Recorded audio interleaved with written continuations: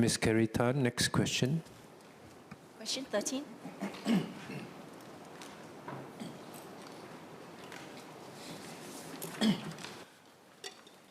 Sir, long-term visit pass applications for foreign spouses are assessed individually and holistically. The Immigration and Checkpoints Authority, ICA, will consider all relevant factors, including the length of marriage, whether there are children from the marriage, whether the sponsor is able to support the applicant and the family financially, and if the sponsor or applicant has adverse records. ICA will also consider unique considerations, including caregiving needs. Foreign spouses are assessed on these criteria, taking into account their close relationship with Singapore citizen families. Ms. Carrie Tan.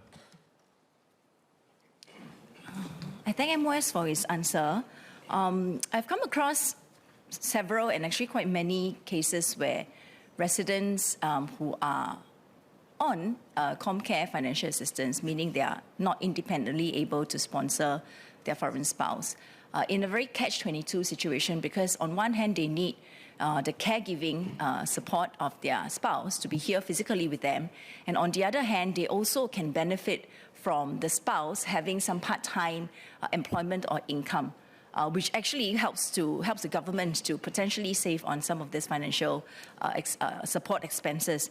So my question is, would ICA consider working with MOM to create a special category of entry or stay pass for such category, given that the government has been expending a lot of efforts to try and encourage aging in place? This is a real caregiving need amongst the lowest income segment, and I would like to seek the ministry's and MOS view on how we can tackle this particular problem that is faced by the residents. Also to add that many of them have come and tried to extend their short-term visit pass, which every application costs $40, which no doubt they're taking from the financial assistance amounts that they've been given by the government. So I don't see how this is a constructive process going forward. MOS Faishal Ibrahim. So I thank the member for the SQ. So as I mentioned in my speech, that we assess such applications individually and holistically. So given that ICA also considers unique considerations such as caregiving needs, we assess that there is no need for a separate facility for foreign spouses for now. And just to share, marriage to a Singapore citizen does not guarantee the non-resident spouse automatic right of entry into Singapore or approval for long-term stay in Singapore. So we strongly encourage Singapore citizen non-resident couples who are interested in applying for a LTVP to submit the pre-marriage long-term visit pass assessment, PMLA, together before the marriage. And the PMLA is a free online assessment tool for couples to find out more about each other and if the prospective non-resident spouse is likely to qualify for LTVP after the marriage. And in fact, the government provides support for Singapore foreigner couples in areas such as financial assistance for lower income households, employment support, and access to housing.